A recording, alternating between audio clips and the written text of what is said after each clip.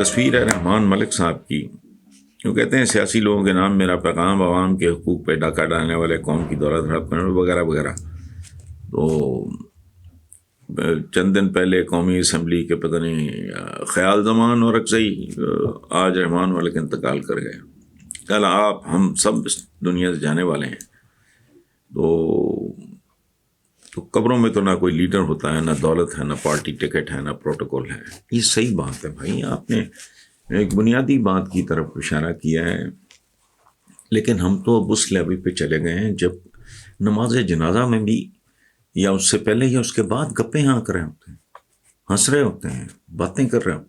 ایک حضور کا ایک حکم ہے ہمارے آقا کا کہ قبرستانوں میں جاتے رہا کرو تاکہ تمہیں انجام کا پتہ چلے. یہ واقعی سراب ہے، دھوکہ ہے، ککھ نہیں ہے، کچھ بھی نہیں ہے. یعنی میں پوری زندگی ظاہر ہے یہ تماشا ایک نہ ایک دن ہم نے بھی اس پروسیس سے گزرنا ہے. تو جن گھروں میں وفات ہوتی ہے، گھروں کے پیارے رخصت ہو جاتے ہیں، میں نے چند ماہ کے اندر ان گھروں کو نارمل ہوتے دیکھا ہے. اور یہ شاید اللہ پاک کا نظام ہے. وہ رحمان ملک، ان کے بارے میں ایک دو اور سوال بھی تھے کہ میں نے ان کو کیسا پایا. تو سچی بات ہے بھائی، میرا ان کے ساتھ کوئی میل جول نہیں رہا. ایک دو دفعہ کسی تقریب پہ ہیلو ہائے وغیرہ، تو وہ اتنا نہیں ہوتا. باقی جو ان کا پبلک امیج ہے وہ آپ بھی جانتے ہیں، میں بھی جانتا ہوں. اس لیے اور پھر اب کامنٹ کرنا زیب بھی نہیں دیتا. اللہ پاک ان کی مغفرت فرمائے. وہ کہہ رہے ہیں جی کہ الطاف حسین دہشت گرد نہیں ہے، نواز شریف اور زرداری نے کبھی کرپشن نہیں کی، عثمان بزدار ہماری تاریخ کے لائق ترین لیڈر ہیں، نپولین نے روس پہ حملہ نہیں کیا تھا، ہٹلر کا اصل ٹارگٹ دائمی امن کا حصول تھا، امریکیوں نے ریڈ انڈینز کو قتل نہیں کیا. تو رفتہ رفتہ یہ سارے حقائق آشکار ہوتے جا رہے ہیں. لیکن کیا یہ المیہ نہیں کہ 75 سال میں کوئی دن ایسا نہیں جس میں ہمیں یہ لگے کہ ہمارے ہاں بھی کوئی معیار ہے، کوئی قانون ہے، اخلاقیات کا کوئی لیول ہے.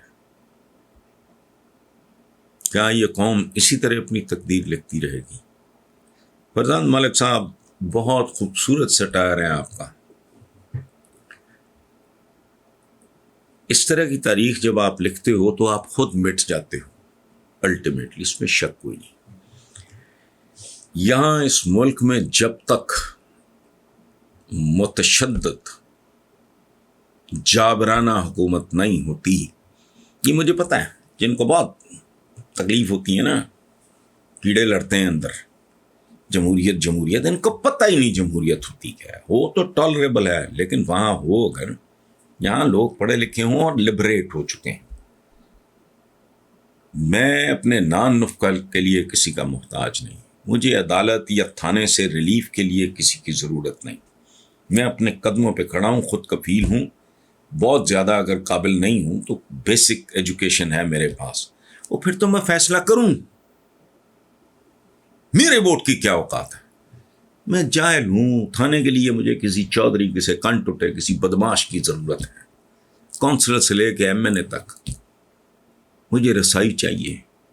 جو تگڑا ہوگا، جو زیادہ بدماش ہوگا، اوپر سے پھر ذات برادری کا تڑکا. یہ کیا جمہوریت ہے؟ شرم بھی نہیں آتی ان کو اس جمہوریت کو. ناٹ ٹاکنگ اگینسٹ ڈیموکریسی، اس جمہوریت کی میں بات کر رہا ہوں یار. جمہور کہتے ہیں عوام کو. میں کہہ کے تھک گیا ہوں. عوام کی نمائندگی کوئی سینٹ میں ہے، کوئی نیشنل اسمبلی میں، باقی اسمبلیز میں کدھر ہے؟ موتی کو کمتر لیول پہ کوئی ٹوٹے پجے آ جاتے ہوں گے جن میں وہ لوگ انٹرسٹڈ نہیں ہیں. گوشت سارا کھانے کے بعد جو ہڈیاں ادھر ادھر پھینک وہ کاؤنسلر ہو گیا فلانا ہو گیا.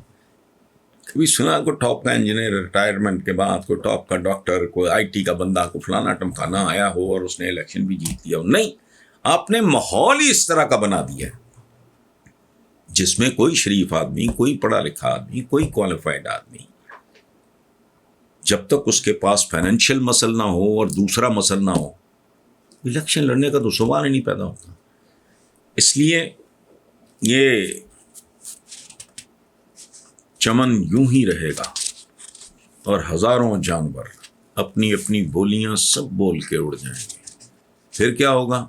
جو تاریخ میں غیر ذمہ داری، یہاں 15 سال کنٹینیوٹی طاقتور آدمی دیکھ. ہمارا پرابلم ہے، لوگ چند چپڑ کناتی ہے، وہ کہتے ہیں کہ جی امریت بھی آئی تھی. اور میں انہیں کہتا ہوں وہ بے وقوفو، نہ ہمیں کبھی جمہوریت خالص نصیب ہوئی نہ امریت.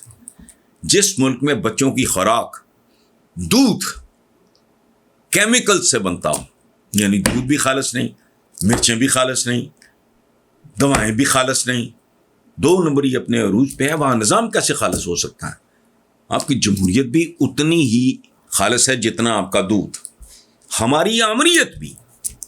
پرویز مشرف صاحب کو میں ایڈمائر کرتا ہوں، I like him, I respect ham, لیکن وہ کیا ان کو آنے دیا جی، وہ فلانے دیا جانے دیا جی، تو انہوں نے جانے دیا جی، انہوں نے آنے دیا جی. کیا تماشا ہے یہ؟ To hell with the world. کہہ دو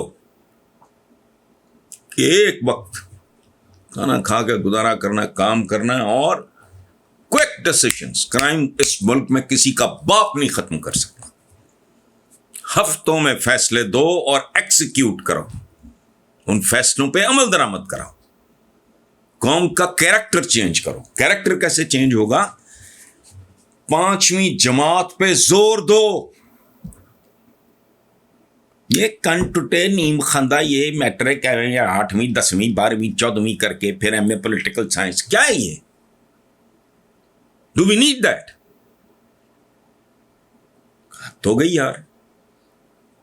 5ویں کے بچے کو یہی بنیاد ہے، اور واقعی ہے بھی وہی. 5ویں کی ایج تک، بلکہ اس سے بھی پہلے بچے کی فارمیشن ہو جاتی ہے. اس کی شخصیت، اس کی بنیادیں رکھی جا چکی ہوتی ہیں. بنیادیں یوں ہیں، بلڈنگ یوں ہیں. یہ کیا بکواس ہے؟ 5ویں پہ زور دو. پھر جو بھی اس فیلڈ کے ایکسپرٹس ہیں، دنیا میں کیسا ہو رہا ہے وہ کرو.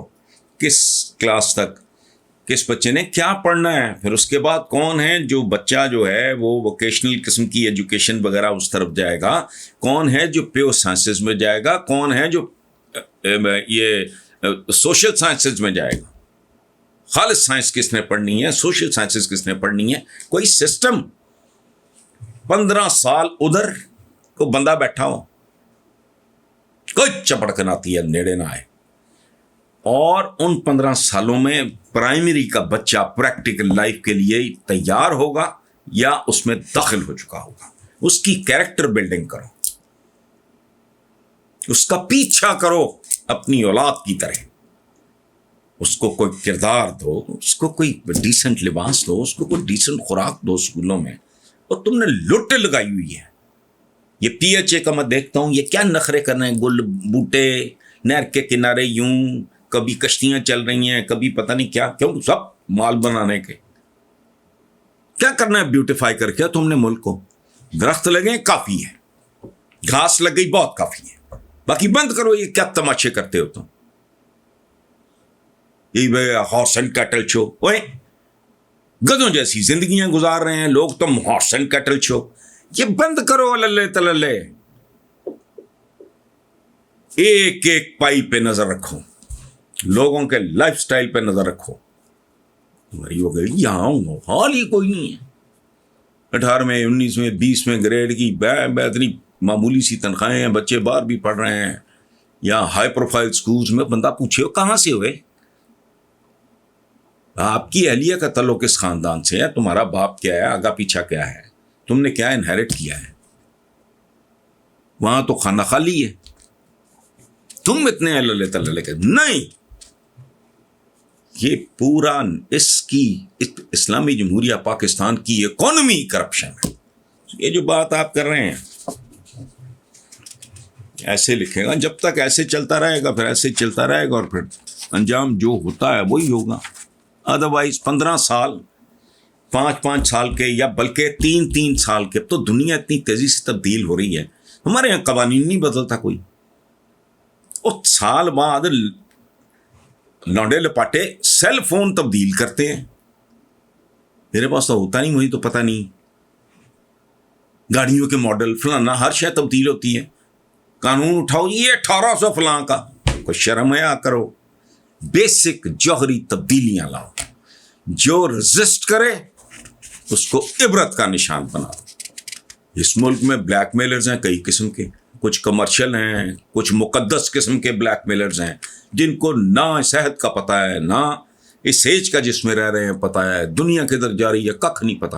وہ احمقانہ سی باتیں اٹھائے پھرتے ہیں اور بلیک میل کرتے ہیں. جو کمزور لوگ ہیں, جنہیں ووٹ بھی چاہیے, سپورٹ بھی چاہیے, کن ٹوٹے بھی چاہیے, ہر طرح کے بندے بھی چاہیے, وہ بلیک میل ہوتے ہیں. نتیجہ کیا ہے؟ کھوتی گھوم کے ہر بار چکر کاٹ کے بورڈ کے نیچے.